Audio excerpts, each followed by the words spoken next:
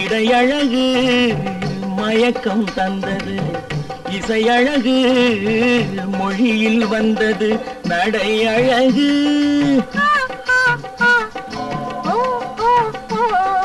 நடை அழகு நடனம் ஆனது, நான் அழகும் என்னை வென்றது. மரம் உடலை தந்தது, சின்ன யானை நடையை தந்தது. தேனல்லவோ இதழை தந்தது, சிலை அல்லவோ அழகை தந்தது.